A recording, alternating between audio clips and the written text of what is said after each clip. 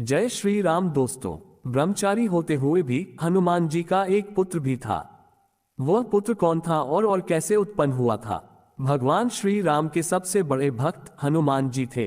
ये तो आप सभी जानते ही होंगे कि हनुमान जी ने अपना पूरा जीवन श्री राम की सेवा में बिताया और हर कदम पर उनकी रक्षा के लिए तत्पर रहे थे। लेकिन क्या आप ये जानते हैं कि भगवान हनुमान जी का एक बेटा भी था? कौन था हनुमान जी का बेटा? हनुमान जी ने अपना जीवन ब्रह्मचारी होकर बिताया था और कभी भी पारिवारिक जीवन को नहीं अपनाया था। लेकिन हनुमान जी का एक बेटा भी था।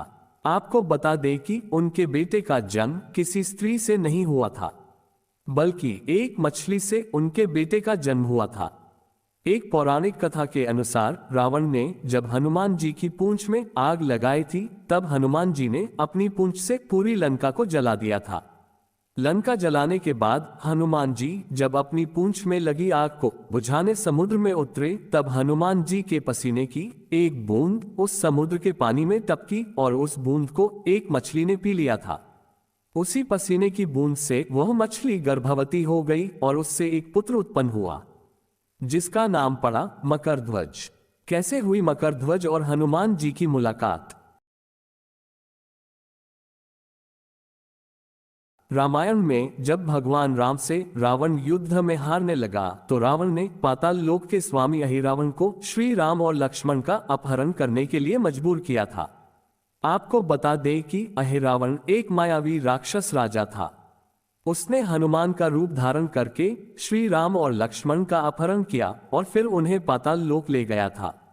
जब सबको इस बात का पता चला, तो भगवान राम के शिविर में हाहाकार मच गया और उनकी खोज करनी सबने शुरू कर दी।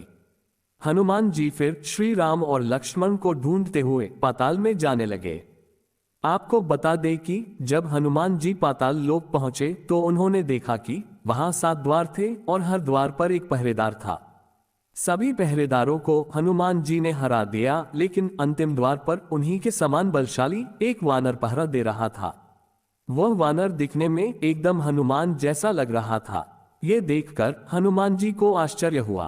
उन्होंने जब उस वानर से पूछा, तो उसने अपना नाम मकरध्वज बताया और अपने पिता का नाम हनुमान बताया।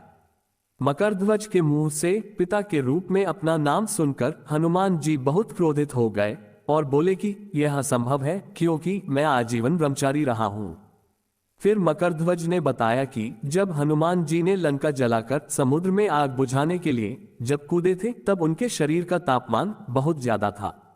जब वह समुद्र के ऊपर थे, तब उनके शरीर के पसीने की एक बूंद समुद्र में गिर गई थी। उसने ये भी बताया कि फिर उस पसीने की एक बूंद को मछली ने पी लिया था और उसी पसीने की बूंद से वह गर्भवती हो गई थी। फिर उसने ही मकरध्वज को जन्म दिया था। पूर्व जन्म में अप्सरा थी मछली। ऐसा माना जाता है कि वो मछली पूर्व जन्म में कोई थी, लेकिन श्राप के कारण वह मछली बन गई थी। बाद में उसी मछली को अहिरावण और उसके मछुआरों ने पकड़ लिया और मार दिया था। आपको बता दें कि अहिरावण एक मायावी राक्षस राजा था।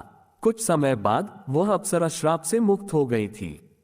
ये सब सुनकर हनुमान जी ने मकरध्वज को अपने गले से लगा लिया, लेकिन अपने पिता के रूप में हनुमान जी को पहचानने के बाद भी मकरध्वज ने हनुमान जी को अंदर नहीं जाने दिया था। इससे हनुमान जी प्रसन्न भी हुए थे।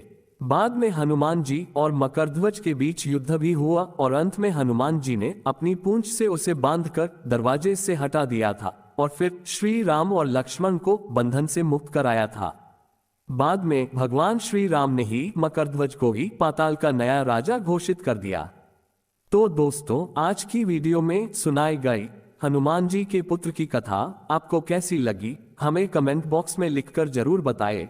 चैनल पर नए हो तो चैनल को सब्सक्राइब करें और वीडियो को अपने दोस्तों और परिवार वालों को जरूर शेयर करें। बोलो जय श्री राम, जय हनुमान।